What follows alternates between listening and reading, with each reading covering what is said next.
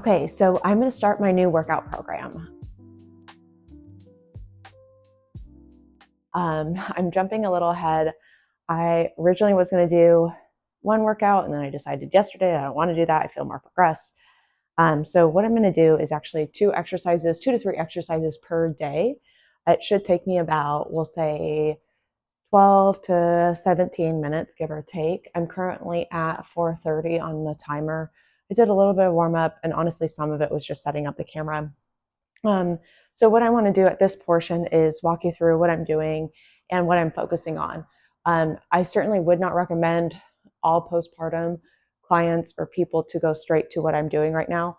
I would recommend this if 1, you feel good in your body, 2, everything's checking out okay, 3, you've been cleared by your pelvic floor physical therapist.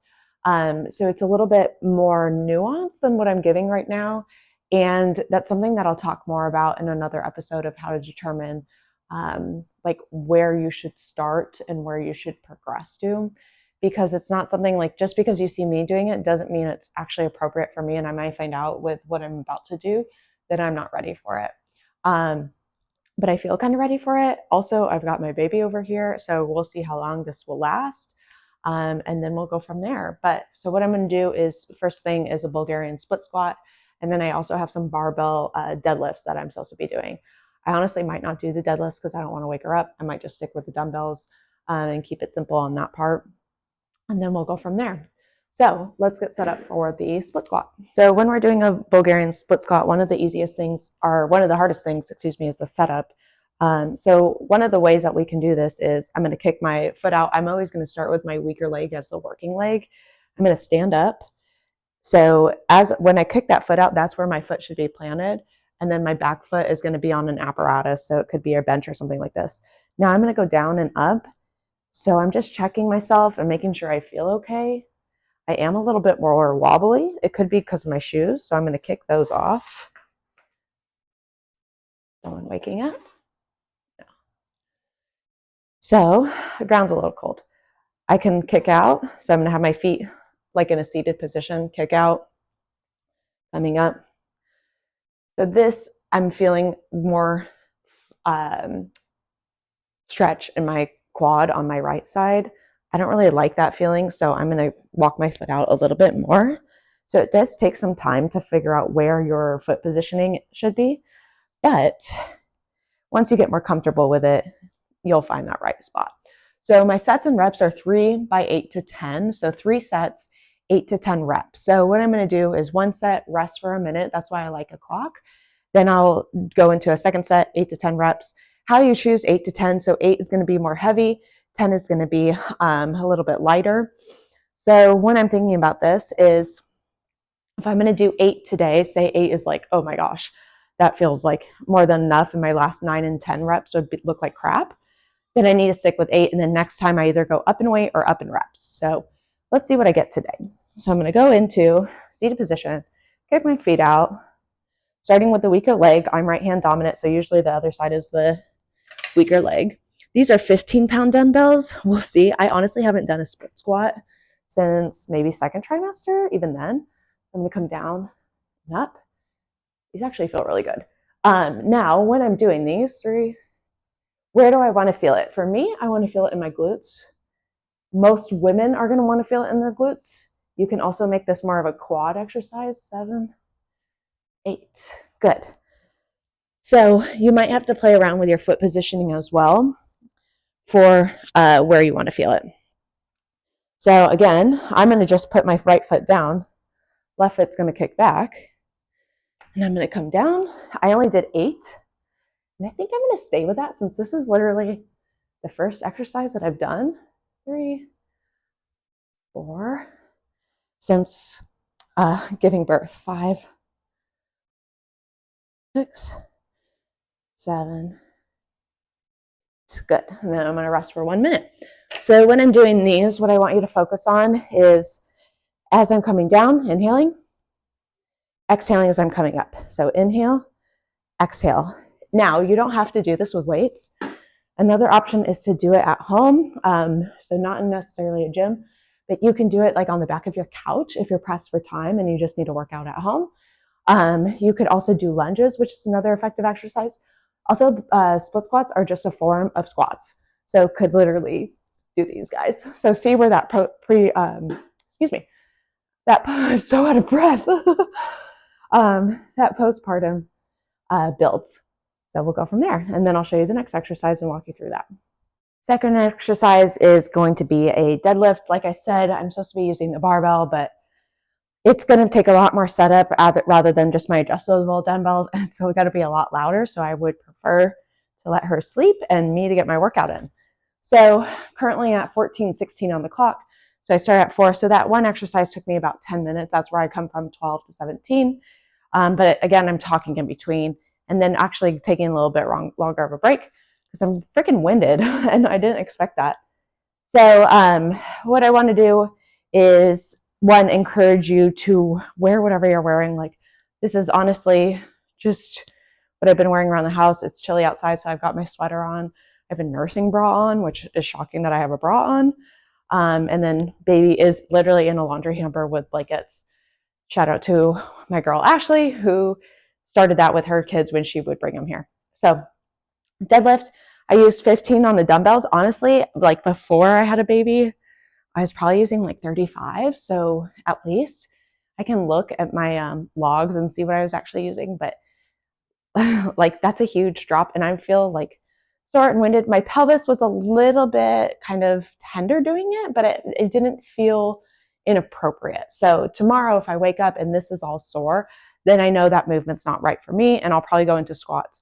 Why I haven't done split squats in a while is because usually going in the second, third trimester, just kind of a offset stance is really uncomfortable on the pubic bone. And so that was starting to happen. So therefore I stopped doing lunges and anything with a split stance.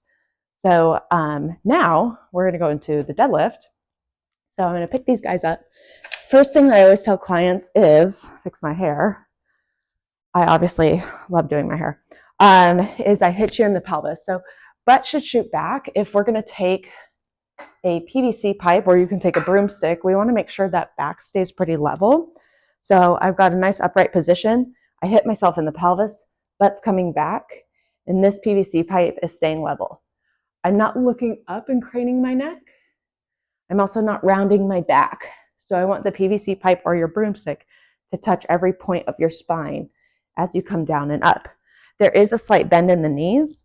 That will kind of help offset this falling back. So if I do this, then I'm getting a hamstring stretch. I also notice clients will come up with their toes. We want our feet firmly planted. So when I'm coming down, I'm going to bring these close to me because we want them nice and close, almost like you're going to scrape your shins. I'm going to get in my position, and then what I want to do is engage my lats. And I should take my sweatshirt off to do this so you can see. You can see also my postpartum belly. Where am I at? I'm at almost 3 weeks on Tuesday. So still softer. Definitely not as trimmed as it has been in the past.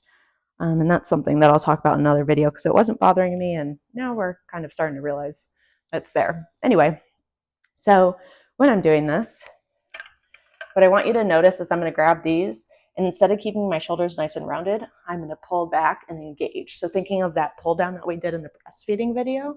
So I'm going to engage my lats, engage my scaps. I'm going to have a nice bend in my knees, and then I'm going to exhale as I come up, and then I'm going to come back down. Notice I'm not thrusting my hips forward like this. That's putting your pelvis in a very compromising position and disengaging your abs, and it's going to hurt your low back. So here's 4, I think. 5. So 6. I'm exhaling, allegedly, on my way up. 8. These ones feel good. 9. 10. Good. So I'm doing 3 sets of 8 to 10. I went to 10. I'm going to stop there. I could go up in weight next week. I could go up in weight next week and then go back to 8, or I can go slower now. So it kind of depends on how you want to progressively overload this, which is a big thing with strength training. Your weight should generally keep going up until you reach a certain point, until you're more advanced. So thinking of this, next week I will probably go up in weight when I redo this, as opposed to staying at 10 because I've kind of plateaued there. So I'm going to wait for the clock. 1 minute. Rest is a big thing with strength training as well. So you want to make sure that you actually take the rest. If you're not, you're really doing cardio with weights, and that's not really building muscle. I'm trying to rebuild muscle right now. I mean, I still think I got it in my arms. I don't know. I haven't really seen my body or looked at my body this way in a while, so it's kind of odd to be here, I guess, in this way, because I was just thinking I'd do a training video, and usually I work out in a sports bra and leggings. But lately I've been wearing sweatshirts or just larger shirts around the house because honestly, if you're breastfeeding, you probably are shirtless half the time. So it's just easier. So it's just interesting to be here with lighter weight and then see my body as it usually is portrayed in the gym. But again, I'm not like hyper fixating on it. If I'm going to be honest, what I'm going to do or what I do is like, oh my gosh, okay, so like I could be like, wow, I'm definitely like softer. But what I'm going to say is I just had a baby 3 weeks ago. Prior to that, I was pregnant. The goal was not weight loss. The goal was not to be trimmed. You physically can't be super trimmed. During pregnancy, I mean, your arms can, but not your belly, right? Because it's growing. You're focusing on getting strength. You're focusing on rebuilding muscle. You're focusing on eating enough to nourish your body.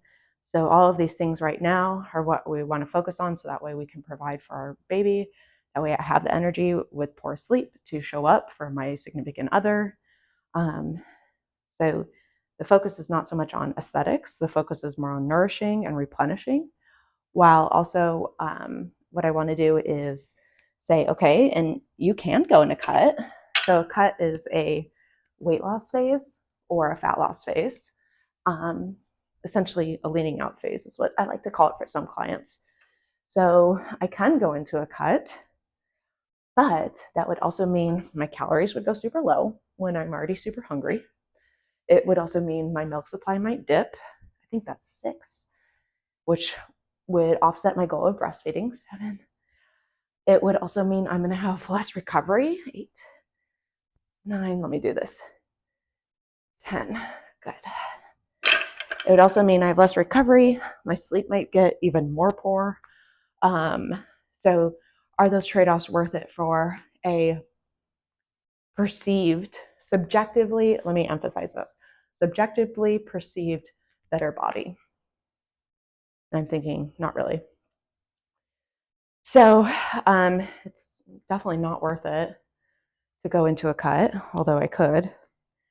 And honestly, part of what keeps me honest about that is I would never recommend that to a client. And even like say I had surgery, I would not like go into a cut this immediately after surgery. So why would I do that after giving birth? So that's something to consider, like for coaches, is for me, I don't want to be a hypocrite. So if I would never recommend that to a client, why the fuck would I do it to myself? So something to consider. So I'm going to finish this last set. It's going to be my 3rd one. And then I'm going to show some core work. And what I'm actually going to do also is make a core video for mommy tummy, which I'll talk about how I feel about that statement in that video. But just to give you some core work options that you could do with or without equipment as well. Okay, so core work is super important when we're postpartum, because you have to think my belly and your belly essentially separated to make room for growing baby, which is completely normal. But now we want to bring that back together and tighten it and bring a connection. So this is where all of that, I'll say, gentle movement in the prior weeks really counts and builds up. And you've heard me say that in other videos, but really that's the foundation to lead to what we can do today. So if we're not able to engage and appropriately turn on those muscles, I know that's not the best term, but we need to go back to those foundations that we worked on in the beginning. So what I'm going to do today is bird dog, because we've already done a variation of marches. I've already talked about dead bugs. So I want to do bird dog because you can do this around your house.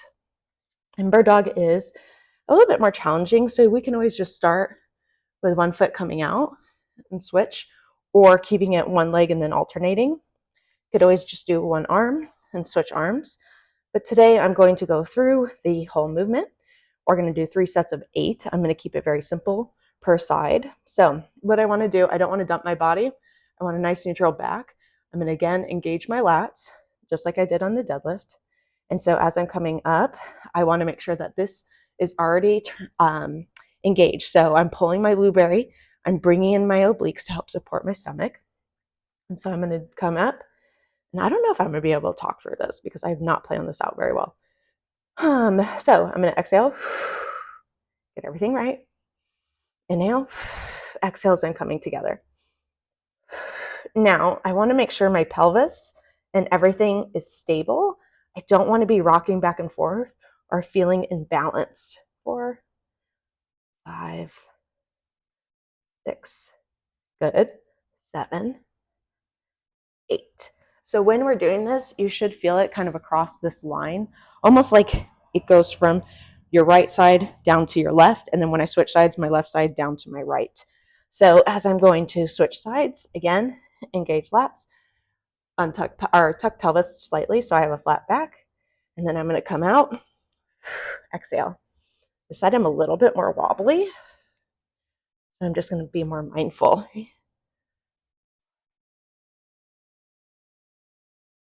6, 7, 8. Again, 1 minute break. Notice how slow I'm going, so I want you to go just as slow.